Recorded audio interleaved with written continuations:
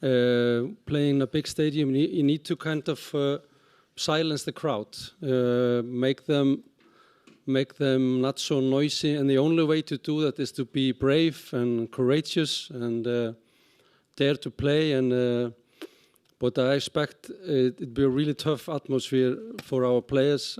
Some are used to this, some are not used to this. So, but it's always a first time for anything. But to answer your question in a short manner, it's kind of silence the crowd a little bit and play with dignity and courage.